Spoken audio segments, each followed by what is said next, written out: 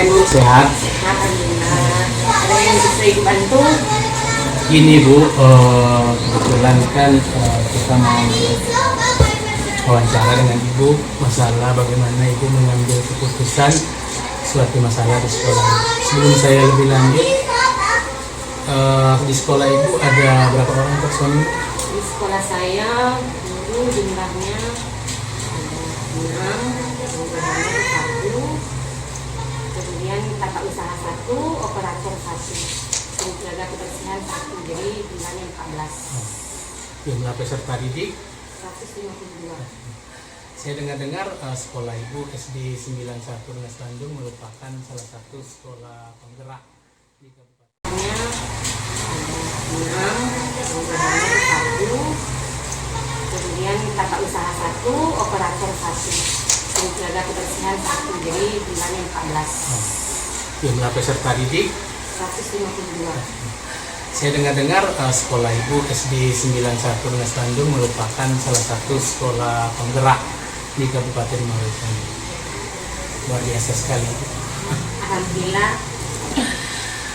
Baik Bu, tentunya dalam kita melaksanakan tugas Bu, banyak kasus-kasus itu baik dari guru, kemudian dari siswa, bahkan kadang-kadang kita semacam ada permasalahan dengan lingkungan. Saya yakin dan percaya semuanya Ibu lalui dan Ibu telah melaksanakan tupoksi Ibu sebagai pengambil keputusan itu. Yang pengen saya tanyai, bagaimana Bu jika ada masalah di sekolah Ibu, kemudian Ibu dapat mengidentifikasi kasus-kasus tersebut? Kalau di sekolah saya, ini masalah guru atau siswanya ya? Iya, terserah. Boleh. Di sini ada masalah tentang siswa kelas 4 di mana salah persepsi, di mana siswa melaporkan gurunya tetapi gurunya tidak bersalah.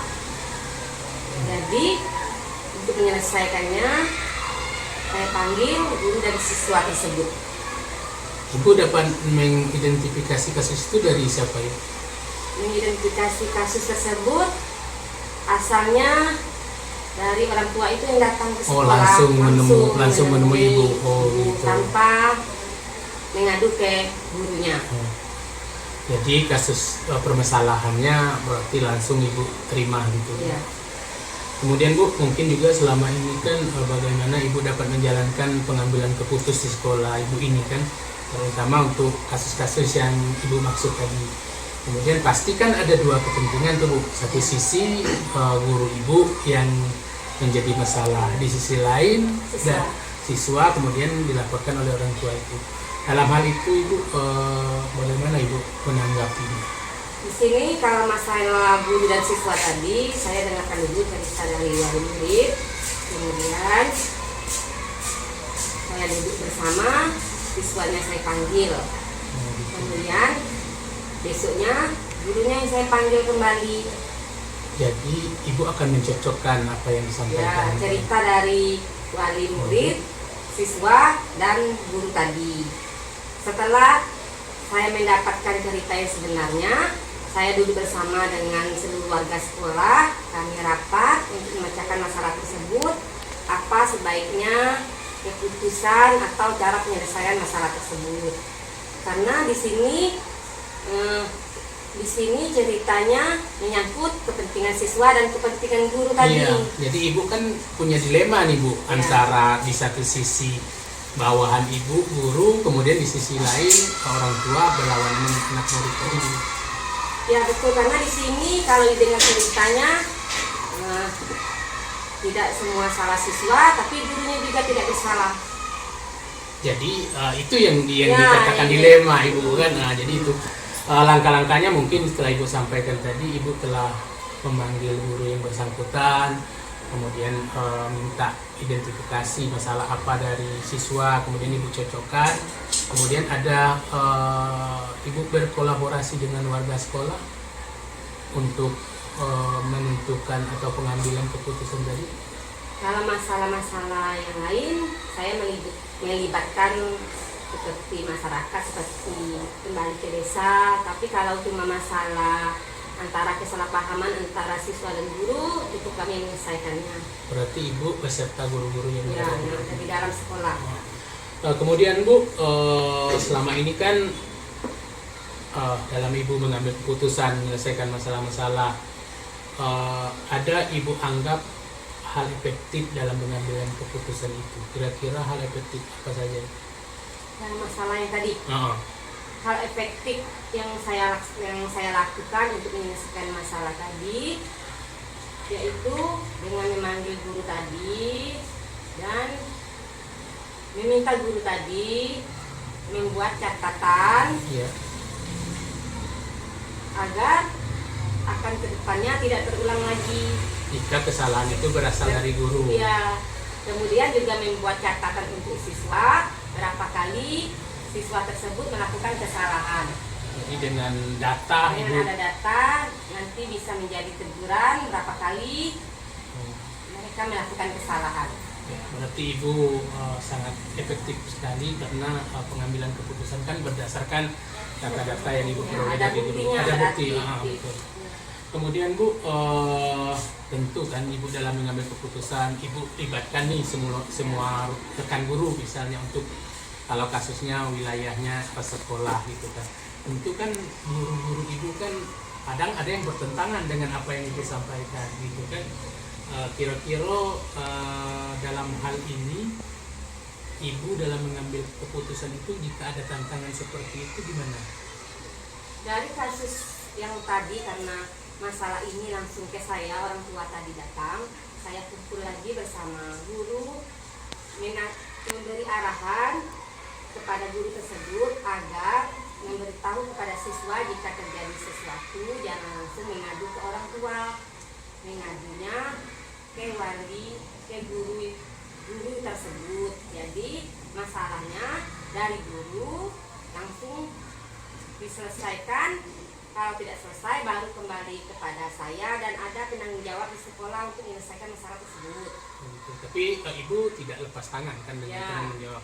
Tetap pengambilan keputusan terakhir Kembali ke ada saya di yang membuat Ibu keputusan. Oke.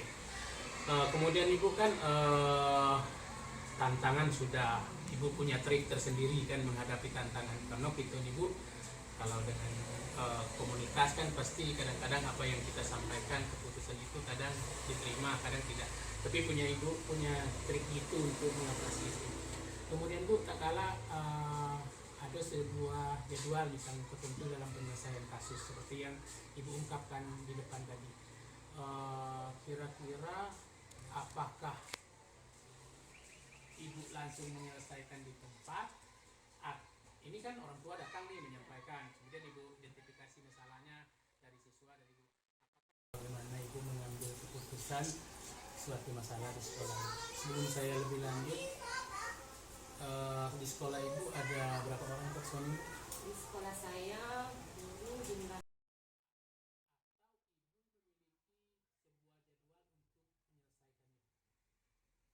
kita lihat dulu masalahnya, karena masalah ini jika mendesak, karena orang tua langsung datang, berarti saya langsung menyelesaikan, mengambil keputusan besok untuk rapat.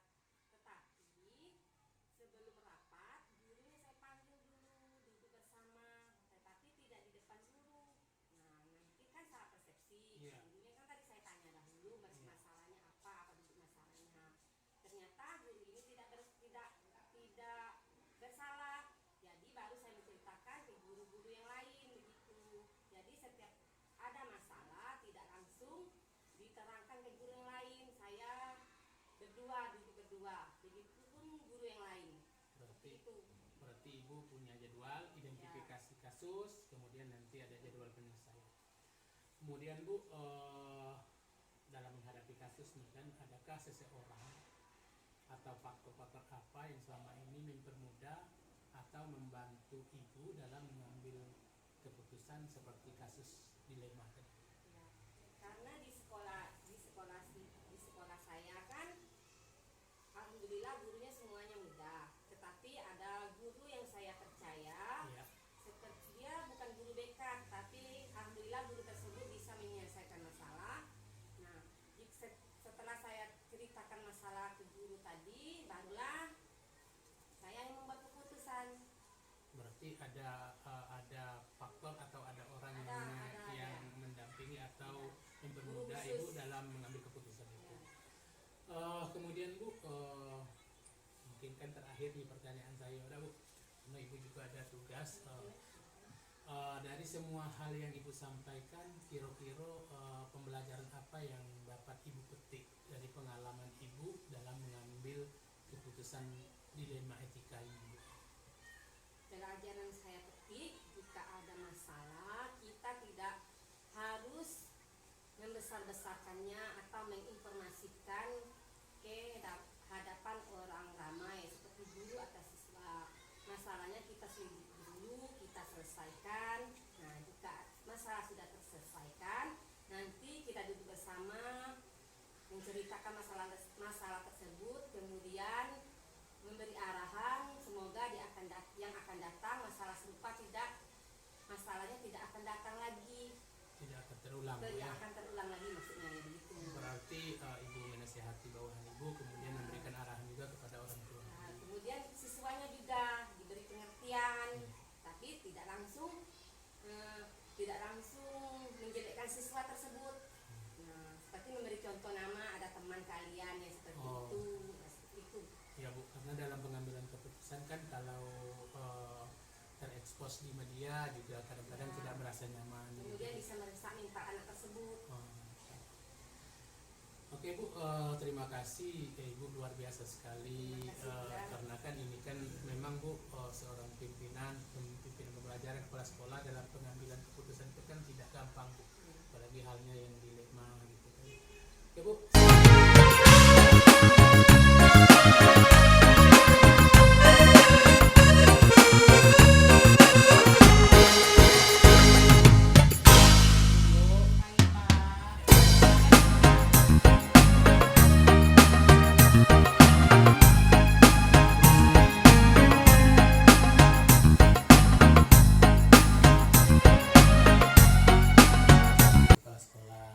Kepala sekolahnya kemana bu? Iya Pak, kepala sekolahnya lagi dinas luar Pak. Oh iya. Ini SD 219 Lubuk Raman bu. Iya. Berapa jumlah rombel di sini bu? Jumlahnya Pak 200. Jumlah rombongan belajarnya ada 7 rombel bu. Ada Pak. Berarti kelas berapa yang paralel? Ada 2. Kelas 4 Pak. Kelas 4. Baiklah ibu, kedatangan saya ke sini, saya kan dari salah satu dari penggerak Kabupaten Muaro Jambi ingin semacam berdiskusi, kemudian berwawancara dengan ibu mengenai bagaimana dalam melakukan pengambilan keputusan di sekolah ini. Walaupun ibu bukan kepala sekolah, tapi kan ibu pasti tahu bagaimana untuk mengambil suatu keputusan, apalagi masalah-masalah yang sering terjadi, terutamanya dengan permasalahan murid di sekolah ini walaupun di kelas. Iya. Boleh kan bu? Boleh Pak, pasti Pak. Pertanyaannya ibu mungkin yang pertama, kan tentu ada masalah bu. Ibu Ya. pasti tahu sebagai pembantu kepala sekolah juga ibu mengajar di dalam kelas. Ada kita temui masalah-masalah, baik itu masalah murid yang kurang mengikuti pelajaran atau mereka yang kurang partisipasi untuk sekolah. Masalah-masalah tersebut kadang-kadang ibu identifikasi, bagaimana caranya ibu mengidentifikasi masalah tersebut? Masalah ini Pak, seperti anak-anak yang memang ada kehadirannya. Iya. Seperti itu, ada siswa yang kehadirannya kurang cool. Jadi itu saya sebagai guru kelasnya di Iya. kelas 4 tuh saya panggil. Jadi saya panggil, terus saya kasih sanksi, terus dipanggil orang tuanya. Kerjasama dengan Iya. orang tuanya. Iya, Jadi Pak, ibu, kerjasama. jadi ibu terlebih dahulu meminta keterangan gitu Iya, kan? meminta keterangan. Apa alasan anaknya tidak Iya. hadir ke sekolah. Iya. Gitu, identifikasi pertama. Iya, iya. Kemudian Bu, bagaimana Ibu menjalankan pengambilan keputusan di sekolah Ibu, terutama misalnya ada masalah yang di atas dua kepentingan Ibu, misalnya kadang-kadang sama benarnya, Iya. kemudian sama-sama ada nilai kebajikannya. Bagaimana Ibu menanggapi kasus yang seperti ini? Oh, seperti itu Pak, sesuai dengan keadaan. Iya. Nah, contohnya anak ya, Iya. anak ini memang tidak Iya. bisa sama sekali membaca, padahal sudah di usia tingkat kelas 2 misalnya. Nah, jadi anak-anak kelas 2 itu seharusnya sudah bisa mengenal huruf Iya. dan sudah bisa membaca. Nah, pada usia mereka itu, jadi ada anak-anak yang tidak bisa, ada sebanyak 5 orang. Nah, jadi sebanyak 5 orang, dan ada salah satu memang sama sekali tidak mengenal huruf. Nah, jadi itu kami beri sanksi. Nah, jadi lalu kami panggil orang tuanya. Ini kerjasama juga kepada orang tuanya. Lalu kami beri sanksi bahwa anak ini harus bisa baca. Nah, kami bagi kesempatan sebanyak ini selama 3 bulan. Diberi waktu seperti itu Pak. Oke, baik Bu.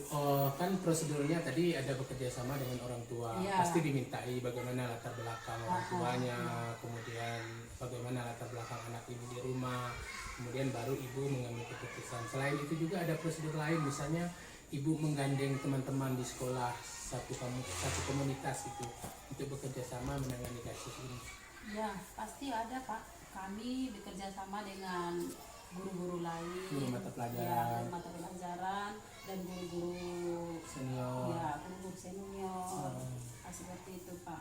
Jadi sebelum mengambil keputusan tetap Ya, berdiskusi. terlebih dahulu diskusi dulu. Berikutnya Ibu, selama ini yang Ibu anggap efektif misalnya dalam pengambilan keputusan, ada keputusan yang membuat Ibu dilema, ada satu sisinya kebaikan atau ada hal lain yang mendukung, hal efektif yang Ibu lakukan itu selain Ibu minta keterangan dengan orang tuanya masalah anak, kemudian berkolaborasi dengan teman-teman, ada hal efektif lain nggak yang Ibu lakukan untuk mengambil keputusan itu? Atau cukup itu saja? Ya, untuk saat ini Pak memang betul-betul kerjasama dengan orang tua. Karena memang di daerah kami ini daerahnya memang zona heterogen. Iya. Ya, jadi berbeda Karakter, ya. karakter seperti itu Pak. Jadi itu ya. Iya, Kemudian Ibu pastikan ada tantangannya ini. Iya. Banyak sekali tantangan gitu. Kira-kira ini selama ini yang merupakan tantangan paling berat itu apa bagi Ibu? Ya, tantangannya yang paling berat itu Pak, ya jumpa dengan orang tuanya.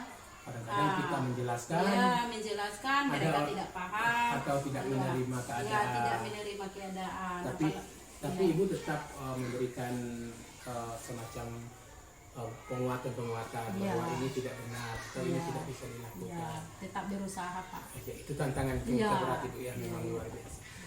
Kemudian apabila ada jadwal dalam suatu penyelesaian kasus misalnya, apakah pada saat kasus itu terjadi Ibu menyelesaikannya di tempat atau ada tempat lain waktu lain Ibu harus menyelesaikannya, atau tergantung kasusnya?